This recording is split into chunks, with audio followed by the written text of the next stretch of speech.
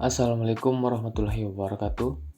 Perkenalkan, saya Gilang Ramadan dengan NPM G1A020039 berasal dari kelompok 8. Di sini saya akan menjelaskan pada chapter 5 data visualisasi.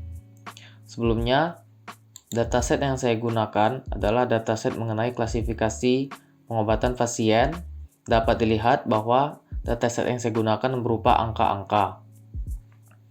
Langsung saja, pertama-tama, sebelum kita memvisualisasikan data, kita hubungkan dulu Google Colab dengan Google Drive yang kita miliki. Sesuai dengan ini, form google.colab import drive, drive.mount, dan content drive. Kemudian di run, jika sudah ada mounted at content drive, artinya Google Colab dengan Google Drive kita sudah terhubung. Pertama-tama, untuk memvisualisasikan data, kita harus mengimpor Panda dulu untuk menganalisis data, yaitu import pandas dengan variabel pd. Kemudian kita pilih dataset yang ingin kita gunakan dengan kita tuliskan pd.read underline csv. Lalu masukkan alamat dari dataset tersebut, sehingga menampilkan dataset yang saya pilih tadi. Di dataset yang saya pilih ini terdapat fitur-fitur seperti hematrosit, hemoglobin, dan sumber. Pada fitur ini berupa angka-angka atau numerik. Selanjutnya, yang pertama adalah contoh line plot atau plot garis. Di sini, plot garis digunakan untuk melihat perubahan dari waktu ke waktu, yang dimana X itu sebagai waktu dan Y sebagai nilai atau kuantitasnya. Di sini kita untuk melakukan analisis data mengimpor Panda dengan nama variabel pd, kemudian kita import matplotlib.pplot dengan variabel plt, kemudian kita mengimport Seaborn dengan sns. Setelah itu kita pilih data yang ingin kita visualisasikan. Sesuai dengan yang saya pilih tadi, maka masukkan data sama dengan pd.read, csv, dan jalurnya tadi. Untuk X line-nya, kita tentukan berdasarkan fitur yang ada tadi. Di sini saya menggunakan fitur hematrosit sebagai garis X, dan kemudian sebagai garis Y itu dengan KDE yang merupakan artinya density. Maka akan gunakan plt.show untuk menampilkan dari data plot garis ini tersebut, sehingga muncul datanya. Seperti yang dilihat ini, pada hematrosit angka 40 mengalami kenaikan maksimal, kemudian mulai dari tersebut mengalami penurunan hingga ke 70, kembali ke 0. Yang kedua adalah bar chart. Bar chart ini digunakan untuk menampilkan data yang memiliki beberapa kategori, yang dimana X itu sebagai kategorinya dan Y itu sebagai kuantitasnya. Di sini karena kita telah mengimpor yang diperlukan, maka langsung saja saya menuliskan plt.bar dalam kurung data, kemudian kita pilih kategori yang ingin kita pakai berdasarkan fitur-fitur yang ada pada dataset. Di sini saya menggunakan erythrocyte sebagai kategori yang pertama dan kedua leukosit. Kemudian kita jalankan. Karena data fitur yang saya gunakan tersebut ada banyak sekali hingga 3000-an dengan angkanya yang berkoma, 0, sehingga menghasilkan batang seperti gambar berikut dari 1 hingga 8. Yang paling tingginya itu berada pada 3 hingga 4, yaitu antara 70 dengan 80. Kemudian yang ketiga adalah histogram. Histogram ini digunakan pada data variabel numerik angka-angka untuk melihat bentuk distribusi datanya, yaitu sumbu X-nya itu sebagai interval dan Y-nya itu sebagai frekuensinya. Di sini sama seperti diagram batang tadi, langsung saja dituliskan plt.his data, kemudian kita pilih fitur yang ingin kita pakai. Di sini saya menggunakan fitur hemoglobin. Bisa dilihat di sini intervalnya adalah 4, 6, 8 hingga 18. Kemudian di sini frekuensinya adalah 200 dari 0 hingga ke 800. Yang tertingginya itu terdapat pada angka 14 dengan frekuensi di atas 800. Kemudian yang keempat adalah box dan whisker plot atau disebut juga dengan box plot. Box plot ini digunakan untuk lebih mendetailkan distribusi nilai pada data pengamatan yang kita pilih tadi dibandingkan dengan visualisasi data sebelumnya. Di sini gunakan variabel X, kita tentukan data fitur yang ingin kita pilih. Di sini yang pertama saya pilih hematrosit, yang kemudian saya pilih fitur leukosit. Kemudian kita tentukan pt.boxplot_x, kemudian ditampilkan. Setelah ditampilkan, maka akan muncul pada gambar berikut, yang dimana pada atas garis ini adalah kuartil paling atas atau nilai paling atas, yang pada dalam kotak ini namanya kuartil dalam, inner quartile, yang bawah adalah kuartil paling bawah atau lower quartile. Di sini dapat dilihat satu adalah hematrosit dan kedua adalah leukosit. Bisa dilihat adalah nilai-nilainya. Pada hematrosit itu banyak yang di bawah, sedangkan leukosit itu banyak yang di atas. Dan yang terakhir adalah scatter plot. Scatter plot ini digunakan ketika kita ingin melihat relasi atau pola hubungan antar fitur-fitur yang dimiliki pada dataset tersebut. Karena saya ingin melihat semua pola hubungan yang pada dataset yang saya gunakan, maka di sini saya menuliskan sns.pairplot_data. Data adalah variabel dari dataset yang saya gunakan, sehingga akan menampilkan scatter plot dari semua pola hubungan dan yang dataset yang saya gunakan. Seperti misalnya hematrosit dengan sumber yaitu bergaris lurus, kemudian hematrosit kepada hemoglobin ini adalah scatter plot positif karena mengalami kenaikan dengan garis yang maju ke depan. Baiklah, sekian penjelasan materi chapter 5 mengenai dasar visualisasi dari saya. Terima kasih. Wassalamualaikum warahmatullahi wabarakatuh. Baik, Assalamualaikum warahmatullahi wabarakatuh. Perkenalkan, nama saya Valerian Firjuzul Iskandar, NPM G1A020-021. Di sini, saya akan melakukan uji signifikansi parametrik statistik berupa uji T berpasangan, analisis uji varians, dan pengukuran berulang atau uji ANOVA. Yang pertama, saya akan melakukan t-test atau uji T. Uji T merupakan pengujian terhadap dua sampel data independen ataupun non-independen. Uji T digunakan untuk menguji bahwa rata-rata dari dua sampel tersebut sama atau hipotesis 0. Kemudian hipotesis satunya merupakan sampel tersebut memiliki rata-rata yang berbeda.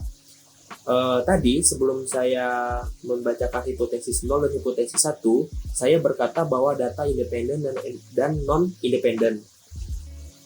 Perlu diketahui bahwa uji T yang saya pakai merupakan uji T memiliki sampel data yang independen. Artinya, antara sampel 1 dengan sampel 2 itu tidak ada korelasinya. Kalau sampel data tersebut non-independen, berarti ada keterkaitan antara uji data yang sampel pertama dan uji data sampel kedua. Kemudian, sebelum kita mulai, tadi saya tentukan bahwa t-testnya memiliki hipotesis 0 bahwa rata-rata dari dua sampel itu sama. Apabila hipotesis 0 tidak terpenuhi, kita masuk di hipotesis 1 bahwa kita mengasumsikan bahwa sampel tersebut memiliki rata-rata yang berbeda antara satu dengan yang lain.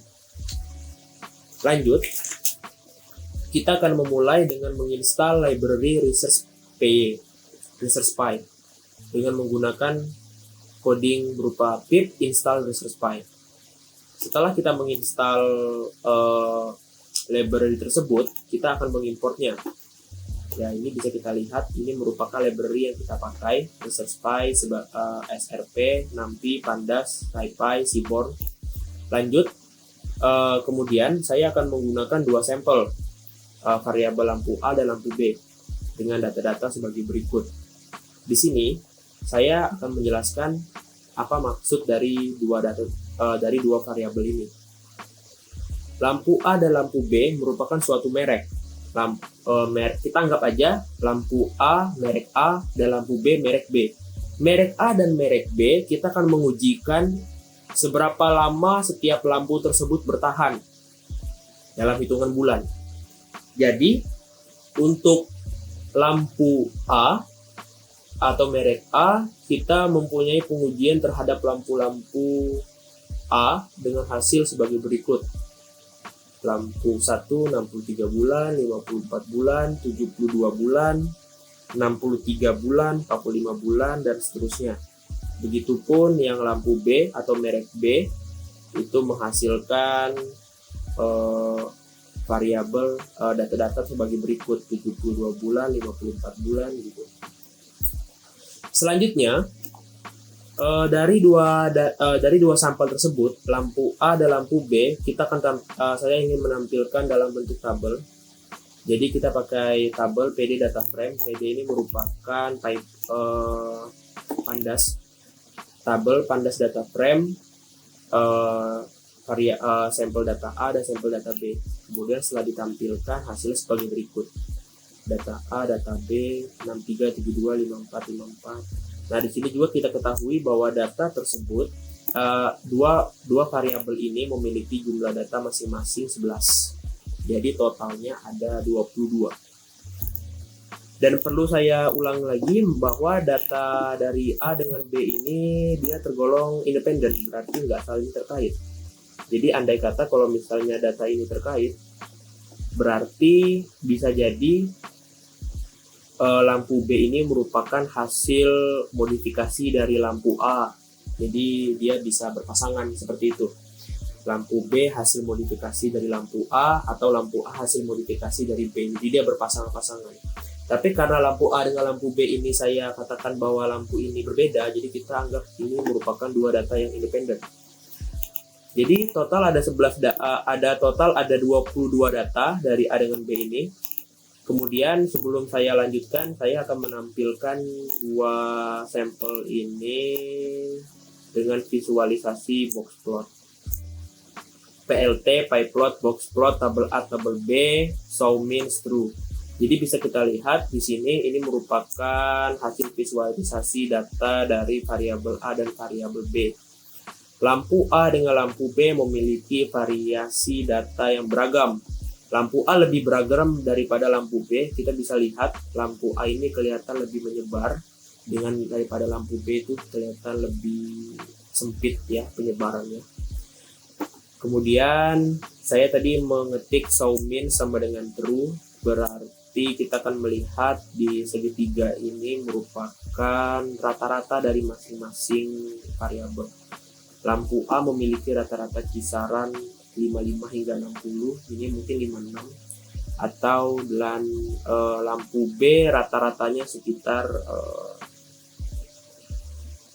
68. Lanjut, nah saya ingin menjelaskan bahwa uji T ini memiliki dua syarat. Syarat yang pertama, sampel-sampel yang diujikan itu dia memiliki distribusi normal. Yang kedua, sampel tersebut homogen. Terus saya akan menjelaskan yang pertama, distribusi normal. Sebelumnya, kita tahu bahwa distribusi normal itu dicirikan dengan distribusi data yang berbentuk lonceng.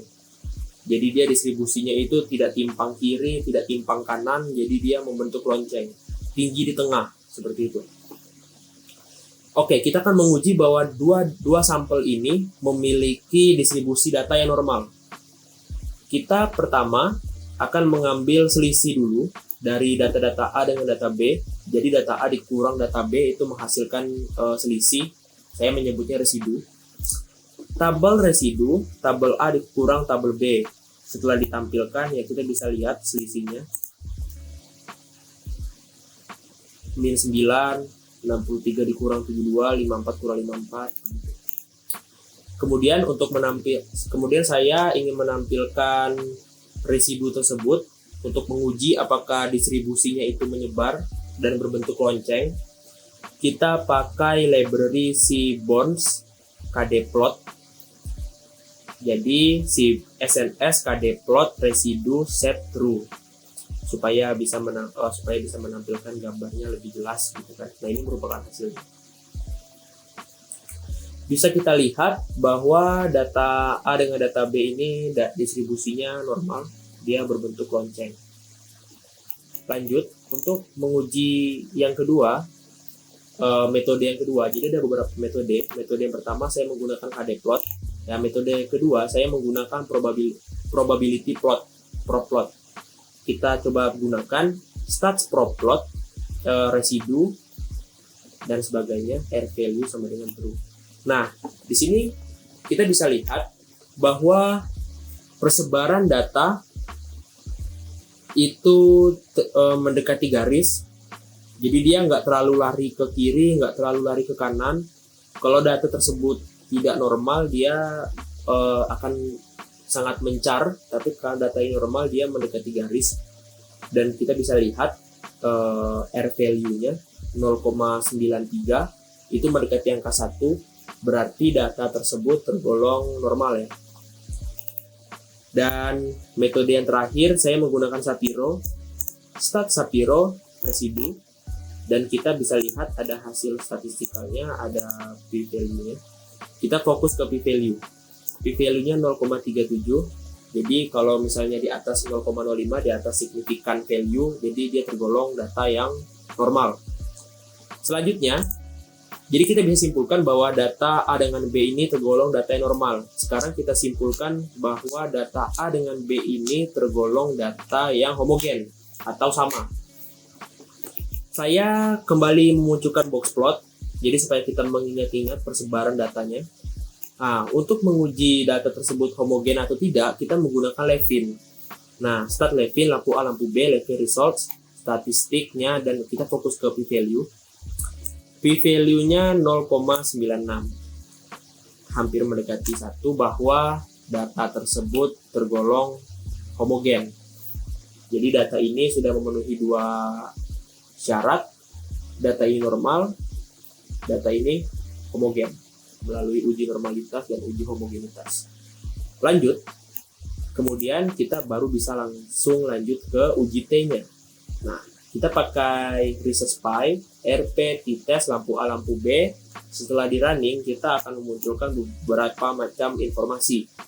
Jadi kalau saya boleh baca, variabel A, B, dan hasil kombinasinya, combine. N itu menunjukkan jumlah data. Tadi variabel A memiliki 12, variabel B memiliki 12, setelah digabung jadi 24. Min itu berarti rata-rata, standar deviasi, standar error, 95% kepercayaan, dan interval. Nah, setelah hasil dari uji tes secara independen t-test, dia menghasilkan result sebagai berikut. Nah, kita fokus ke two-side test p-value, atau p-value terhadap 2 sisi. Jadi, kalau tadi kita boleh mundur, ini kan grafik secara kdplotnya. Jadi kita bisa lihat kalau dia berbentuk lonceng gitu ya. Nah, kita ingin menghitung signifikan value-nya itu, dia tergolong data yang sama atau enggak dari persebaran residunya ini. Nah, di sini memunculkan angka 0,0609. Nah, dia sesuai dengan signifikan value kita 0,06. Berarti bisa kita simpulkan bahwa dua sampel data tersebut tergolong memiliki distribusi yang sama, karena rata-ratanya sama antara data A dengan data B, mirip, dan dia sudah memenuhi syarat di atas 0,05 atau 5%. Nah, Kalau ini kan dia memiliki, kalau pakai RP t-test ini kan menghasilkan informasi yang cukup banyak, kita bisa gunakan stats t-test in untuk menghasilkan khusus p-value-nya aja dari statistik. Jadi dia lebih ringkas. Nah, kita ambil p-value-nya 0,008, ini sama dengan yang ini ya. Nah, berarti dua data tersebut memiliki distribusi data yang sama. Oke, sekian untuk t-test yang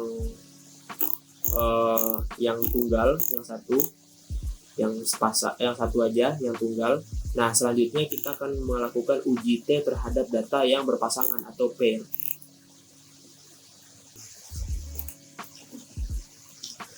Oke, selanjutnya kita akan membahas mengenai uji T berpasangan atau pair t-test. Nah, uji T berpasangan ini dia mirip dengan t-test yang single, yang sendirian gitu ya, yang nggak berpasangan. Perbedaannya itu terletak kalau di t-test yang independen, dia antara data satu dengan, maksudnya antara sampel satu dengan sampel yang lain itu tidak ada keterkaitan. Nah, kalau di uji T berpasangan, itu dia antara data satu dengan data yang lainnya itu dia terkait atau berpasangan. Nah,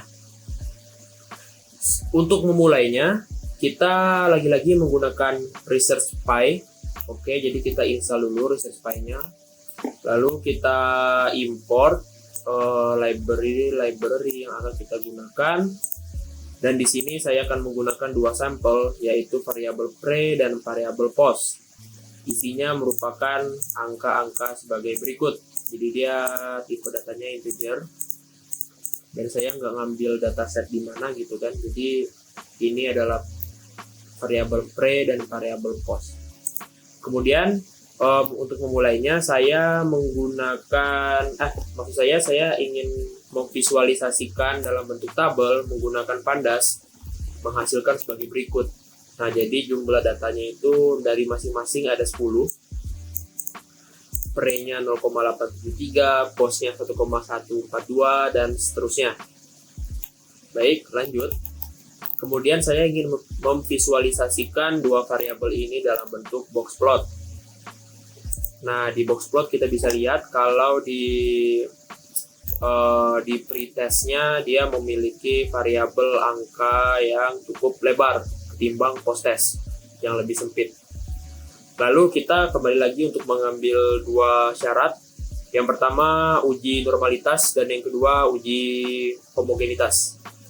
Yang pertama kita ada uji normalitas, kita ambil dulu residunya. Oke, residunya udah dapat, selisih-selisihnya. Lanjut kita coba visualisasikan menggunakan library Seaborn KDplot. Nah, ini menghasilkan bentuk yang lonceng tapi agak ke kanan dikit, tapi sebenarnya kalau menurut saya ini masih dalam bentuk lonceng ya, jadi masih bentuk normal, masih disebut distribusi normal sebenarnya. Kemudian saya ingin memastikan lagi, jadi di samping menggunakan KDplot saya gunakan ProPlot, probability plot. Nah, setelah divisualisasikan, data kita menghasilkan persebaran sebagai berikut. Jadi data-data kita yang warna biru ini tergolong masih dekat dengan garis ya. Tapi yang ini agak jauh dikit, tapi nggak apa-apa. Nah, kita lihat R value-nya ini tergolong tinggi, 0,93 mendekati 1, berarti data ini tergolong normal ya. Dan kita pastikan lagi menggunakan Shapiro. Jadi stat Shapiro residu dia menghasilkan angka 0,73 di atas signifikan value. Jadi tergolong data yang normal. Setelah syarat pertama dipenuhi, kita lanjut ke syarat kedua, yaitu uji homogenitas. Untuk uji homogenitasnya kita langsung pakai Levin, stat Levin pre-post. Nah, menghasilkan p-value yang di bawah 0,05, berarti data ini tergolong homogen. Nah, karena dua syarat ini telah terpenuhi, kita lanjut ke t-test tapi yang pair. Jadi sebenarnya dia mirip-mirip dengan t-test yang single ya, yang independen. Nah, kalau yang independen dia nggak pakai kayak gini, dia nggak pakai pair. Nah, kalau yang pair dia pairnya sama dengan true. Jadi ini untuk membuktikan bahwa dua data berpasangan ini memiliki distribusi data yang sama. atau rata-rata yang hampir sama. Nah, lagi-lagi kita mendapatkan beragam macam informasi, variabel, jumlah, mean, standar deviasi, dan sebagainya. Nah, kita fokus ke two-side test p-value atau pengujian p-value terhadap dua sisi kiri dan sisi kanan dari bentuk lonceng tadi. Itu menghasilkan angka 0,7459 atau di atas significant value, di atas 0,05. Berarti bisa kita simpulkan bahwa data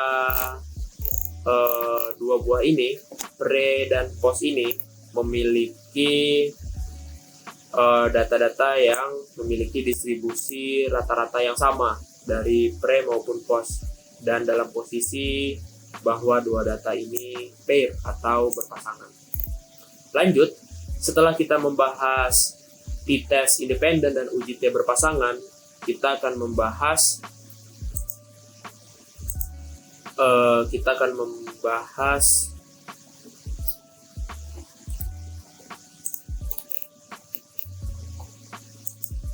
nah, jadi itu saja pembahasan mengenai uji T berpasangan. Nah, setelah kita membahas uji T independen dan uji T berpasangan, kita akan membahas analisis uji varians atau ANOVA dan analisis uji varian berulang ANOVA test.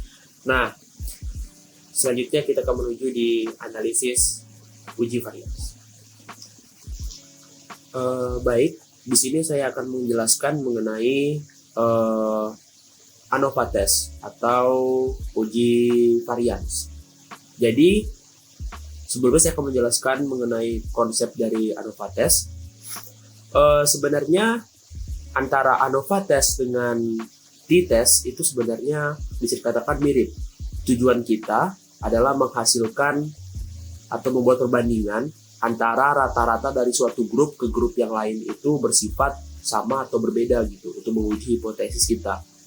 Nah, perbedaannya kalau di uji T itu kita hanya sebatas kepada dua variabel. Nah, untuk variabel yang lebih dari dua, kita menggunakan uji varians atau ANOVA test. Nah, ANOVA test ini akan menghasilkan perbandingan antara dua variabel memiliki rata-rata yang sama atau berbeda di masing-masing variabel. Jadi kalau misalnya ada 3 variabel, nanti dia secara bersilang-silang akan menghasilkan perbandingan rata-rata. Jadi ketimbang kita melaksanakan uji T satu persatu terhadap pasang-pasangan, lebih baik kita langsung melaksanakan beberapa uji T dalam satu waktu. Nah, ini merupakan kemudahan dari ANOVA test. Kita langsung saja ke prakteknya. ANOVA test yang kita akan gunakan itu memiliki dataset sebagai berikut. Jadi bisa dilihat ya. Kita punya data di grup A, di grup B, di grup C, di grup D dengan data-data sebagai berikut. Yang masing-masing data dari A, B, C, dan D ini bersifat independen, berarti dia nggak saling terkait antara satu sama yang lain. Nah, pertama kita import dulu library pandas, kemudian kita baca dulu, kita ambil dulu datasetnya di situs berikut. Oke, kemudian kita coba ini dulu, interpretasikan atau tampilkan tabelnya dengan grup A, B, C dengan D, kemudian merubah kolom-kolomnya menjadi index, treatment, and value. Nah, kemudian kita coba visualisasikan dataset tersebut menjadi box plot. Nah, dengan cara import matplotlib, import seaborn.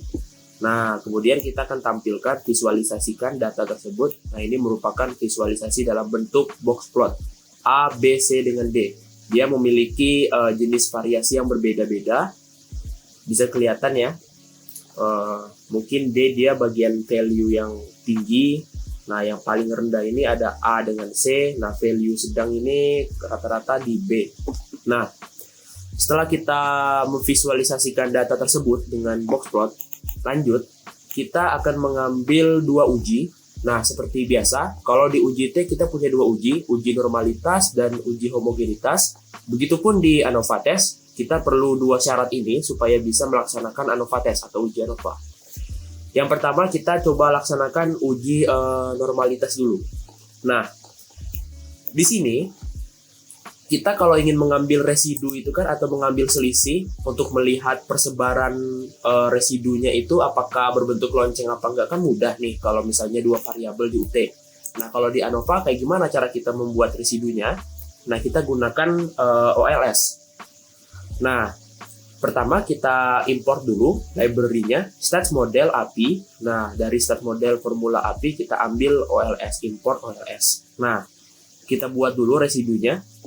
Model OLS, nah value sampai ke C treatment, nah data sama dengan df melt fit ANOVA table, ditampilkan sm stat ANOVA table. Nah, di sini merupakan visualisasi dari tabel ANOVA-nya yang sudah kita lihat. Nah, kita fokus ke residunya, Nah, residu ini bakalan kita pakai untuk uji normalitas. Lanjut. Nah, untuk selanjutnya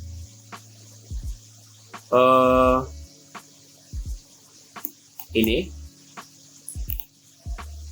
sebentar ya.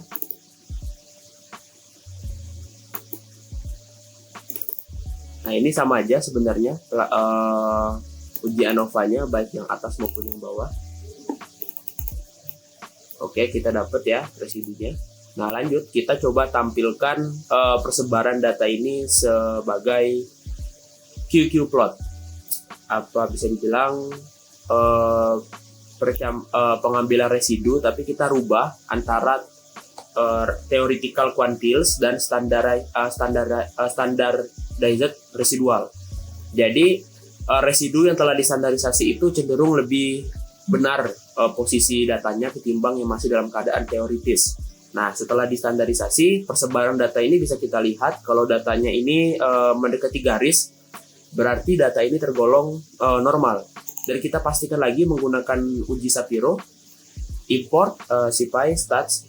Nah, kita ambil stats Shapiro model. Nah, residu tadi itu menghasilkan p-value 0,72, itu di atas 0,05. Berarti kita menolak hipotesis 0. Berarti gagal menolak hipotesis 0, berarti ini data tergolong normal. Selanjutnya, kita akan melakukan pengujian terhadap homogenitas. Nah, kita langsung saja pakai Levin. Ini, res Levin. Nah, Levin summary-nya.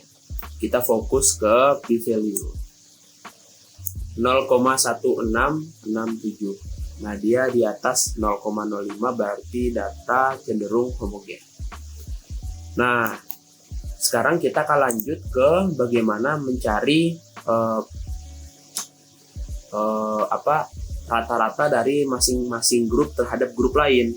Kalau di uji T kita cuman ada dua variabel, jadi tergolong mudah ya. Jadi cuman sekedar uji rata-rata A dengan rata-rata B dibandingkan sama atau tidak. Nah, kalau di ANOVA karena grupnya ada lebih dari dua, berarti kita akan melaksanakan pengujian terhadap satu persatu pasang grup. Nah, kita nggak bisa pakai cara yang kemarin, maksudnya pakai cara yang uji T, kita pakai cara Tukey-Kramer. Nah, ini adalah source code-nya untuk Tukey-Kramer. Res sama dengan stat, res Tukey, HSD, segala macam. Nah, ANOVA modelnya diambil dari value hingga ke treatment. Nah, Tukey summary. Nah, grup 1, grup 2 ini merupakan perbandingan antara grup 1 dengan grup lain secara berganti-gantian. AB, AC, AD, BC, BD, CD. Nah, dari setiap grup ini bisa kita lihat p-value-nya.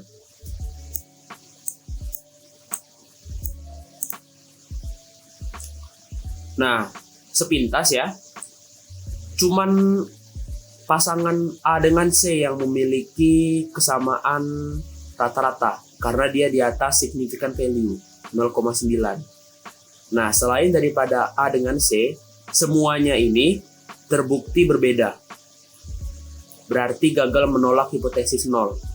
Nah, berarti selain yang pasangan A dengan C, semua pasangan ini tidak memiliki kesamaan rata-rata atau kesamaan distribusi. Nah, kecuali yang itu, khusus yang A dengan C dia memiliki kesamaan rata-rata distribusi dengan p-value 0,9 di atas significant value. Nah, itu saja penjelasan dari saya mengenai ANOVA test atau uji varians.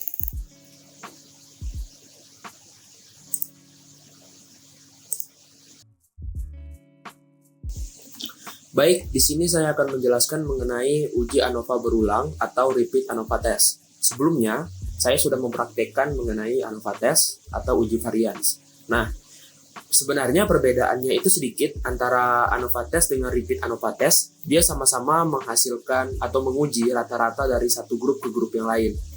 Nah, perbedaannya itu terletak di pengujian sampelnya. Kalau di repeat ANOVA test, dia terdapat pengujian berulang terhadap satu variabel. Nah, supaya lebih jelas, di sini saya punya sampel pengujian bermacam-macam obatan terhadap pasien menghasilkan lama respon obat yang berbeda. Nah, pertama kita import dulu NAMPI, import Pandas, kemudian buat datanya, ada data pasien, ada data obat-obatan, ada data respon atau lama waktu obat itu bekerja. Nah, tabelnya kita visualisasikan. Nah, ini yang saya maksud. Jadi, setiap pasien akan berulang-ulang mencoba macam-macam obatan yang berbeda. Pasien 1 mencoba obat-obatan 1, pasien 1 mencoba obat-obatan 2, 1 mencoba obat-obatan 3, nah 2 mencoba obat-obatan 1, mencoba obat-obatan 2. Nah, terjadi pengujian secara berulang terhadap sampel yang sama.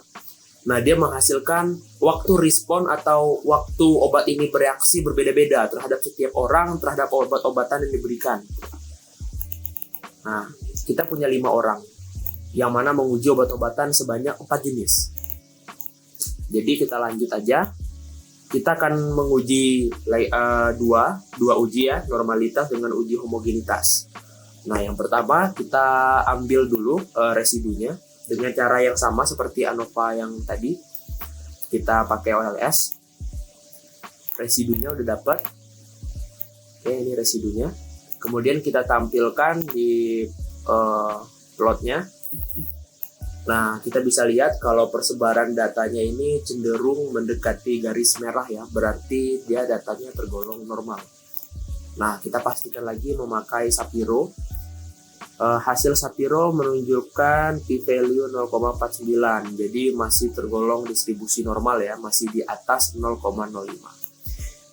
Lanjut, kita uji homogenitas. Kita uji homogenitas menggunakan Levin test. Nah, setelah kita Levin, kita ambil p-value-nya 0,1373. Masih di atas 0,05, berarti data tergolong homogen. Sekarang kita langsung aja melaksanakan uji ANOVA secara berulang, repeat ANOVA test. Nah, ini tergolong sederhana ya. Jadi kita ambil library stats model, import ANOVA RM. Nah, setelah ini data agak sedikit error ya, sedikit. Nah, kita bisa lihat hasilnya di ANOVA. Kita fokus ke p-value-nya 0,0000. Dia di bawah significant value 0,05. Berarti data cenderung sangat berbeda dan sangat tidak memiliki kesamaan antara orang yang menggunakan obat-obatan satu dengan orang lain menggunakan obat-obatan satu. Jadi dia tidak memiliki kesamaan korelasi, tidak memiliki kesamaan distribusi. Jadi antara data satu dengan data yang lain ini memiliki distribusi yang berbeda. Nah, ini kesimpulan yang bisa kita ambil.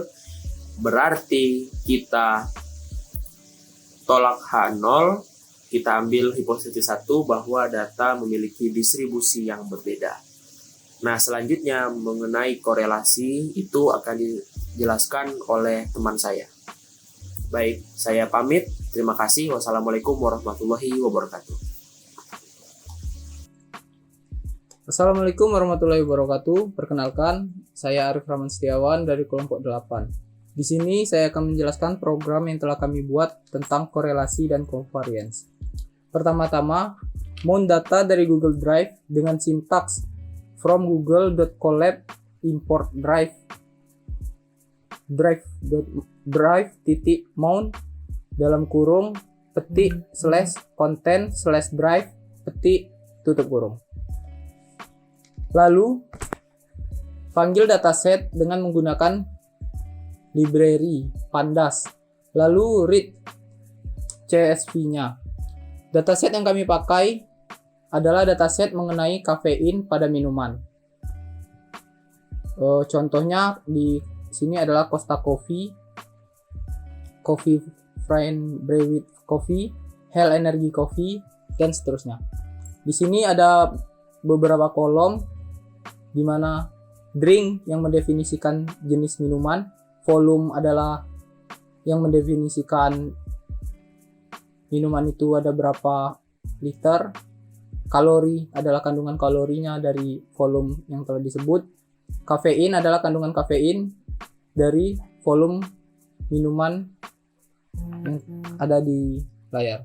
Lalu tipe minuman itu sendiri ada kopi atau apa selanjutnya. Lalu uji korelasi. Kami menguji korelasi antara kalori dan kafein, dan didapatkan bahwa korelasi antara kalori dan kafein adalah korelasi yang netral, karena tidak ada hubungan antara perubahan kalori dan kafein.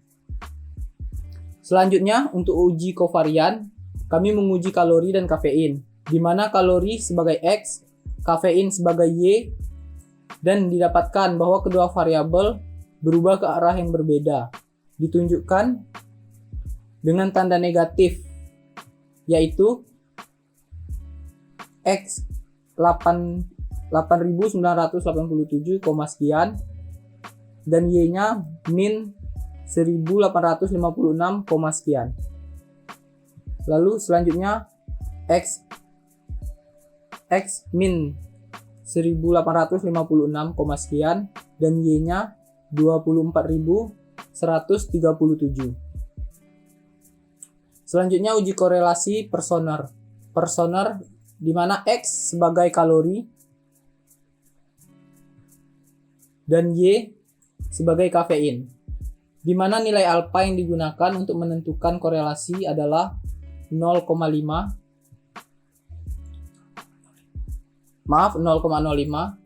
jika personer X, Y lebih dari alfa,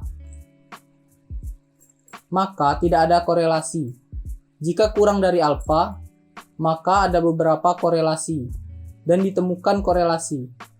Hasil korelasi tidak signifikan, di mana korelasi dataset min 0,126 sekian, P dataset personer dataset 0,0018 sekian,